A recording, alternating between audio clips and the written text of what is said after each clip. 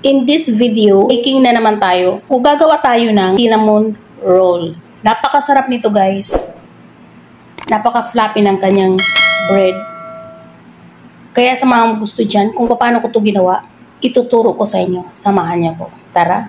2 teaspoon and 7 ml na instant yeast. Ibubuhos lang natin. 3/4 cup na sugar. 160 ml na evaporated milk. 100 ml na water, room temperature. Hahaluin lang natin. At maglalagay din pala ako ng 1/2 teaspoon. So hahaluin lang muna natin. Okay na to. At maglalagay na tayo ng ating flour. Yung flour natin ay 1 kilo. So kung kunti lang yung gagawin ninyo, i-half nyo na lang yung ating recipe.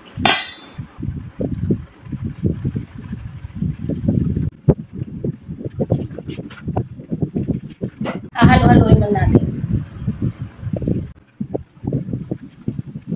Lagay na tayo ng butter.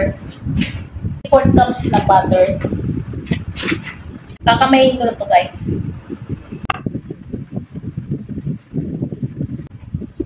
Ito na yung magiging itsura niya.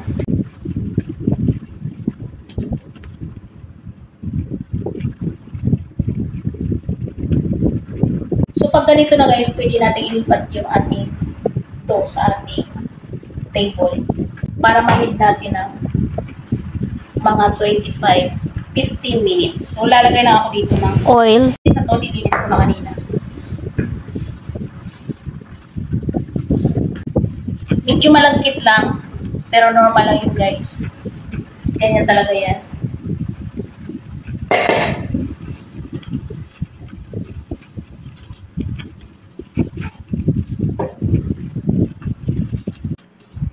Need lang natin to guys ng 15 minutes.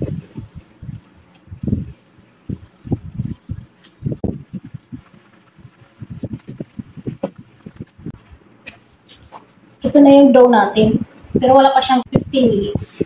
Ito ay nasa 10 minutes pa lang. So kailangan pa natin ng 5 minutes. So ito na, okay na to. 15 minutes ko na siyang nanid masa. So, dito sa ating lalagyan, i-rest na natin ito. Naglalagay lang ako ng oil.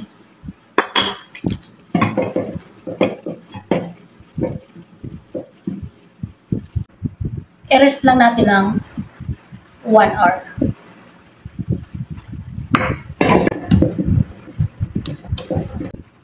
Tatakpan lang natin ang plastic wrap.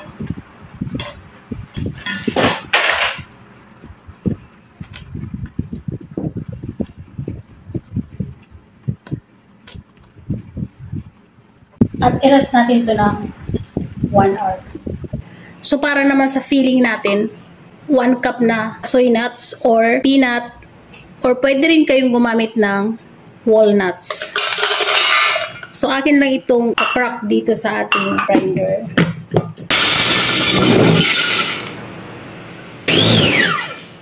So okay na to. So ito, 1 cup na brown sugar. Mas brown, mas okay. Wash lang yung ginamit ko. Kasi wala akong yan lang yung available sa aking kitchen. At itong grind natin na soy nuts, ilalagay ko. 1 tablespoon na cinnamon powder. At 225 grams na salted butter. Ihahalo lang natin ito hanggang sa mag-well combine. Medyo matigas pa yung butter ko. Pag may melt din yun mamaya.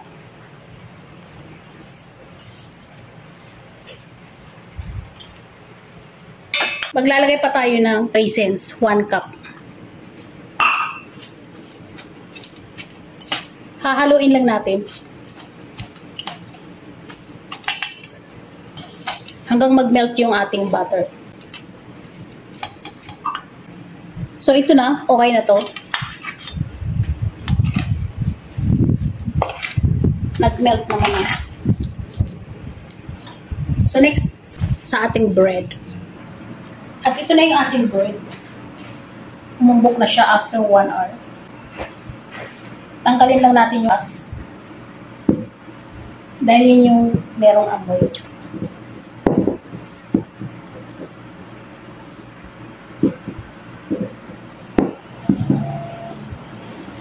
Hatiin lang natin ito sa dalawa. Dito ulit tayo. Palalaparin lang natin.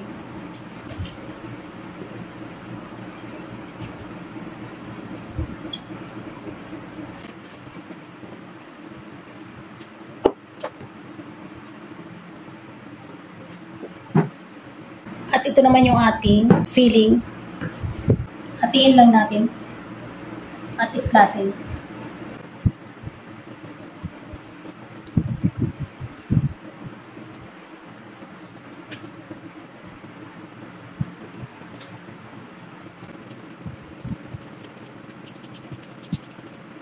So ito okay na to. I-roll lang natin.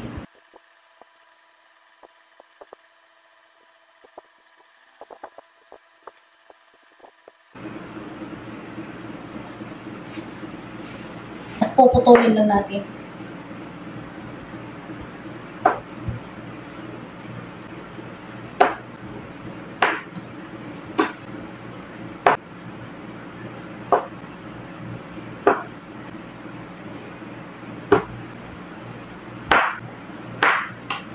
At dito meron ako ng baking pan.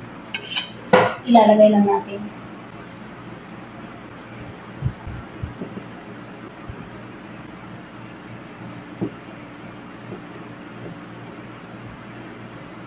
So ito na. At may isa pa tayo guys. Gagawin natin para mapuno natin ito. So ito na. Nagawa ko na. Ito yung isa. At ito naman yung isa. So i-rest ulit natin ito siya ng 30 minutes. So yung ginawa ko pala guys kanina, pagkalagay ninyo sa inyong pan, i-flatten yun lang ng ganyan para pumasok yung itong mga laman na to, itong mga filling natin. At hindi masyadong dikit-dikit. Pero wala na akong space, kaya ito dito, nagdikit na siya. So, ayan. At para hindi, yung size niya, para pare-parehas. So, ayan guys, magbabalik tayo after 30 minutes. So, ito na nga, after 30 minutes. Uunahin muna natin itong isang peraso. So, dito sa ating oven, 325 Fahrenheit. I-bake natin ito siya ng 30 to 35 minutes.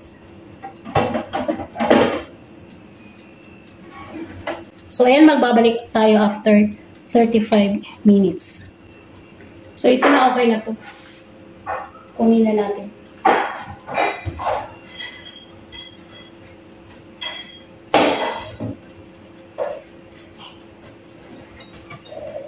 Medyo nasunog na.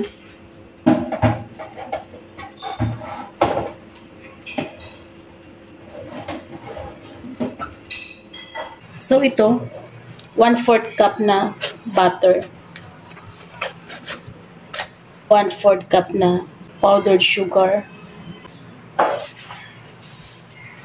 Lang natin ito na mag-combine lahat.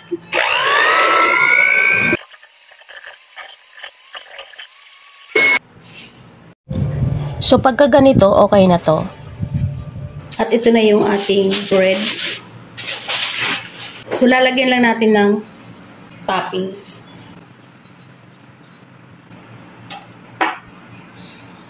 So, ayan na. Ito na natapos na natin. Ayun yung isa. At ito din yung isa. So, titikman natin. Pukatan ng isang peraso.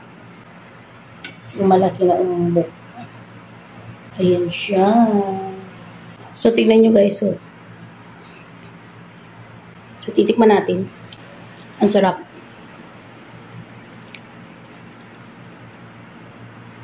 Parang ayaw ko ng tigilan.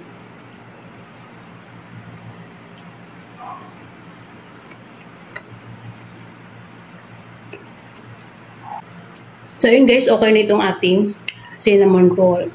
So sa mga bago sa aking channel, kung hindi pa kayo nakakapag-subscribe, please subscribe. Pakiring the bell all para every time na nag-upload ako ay manu-notify ka.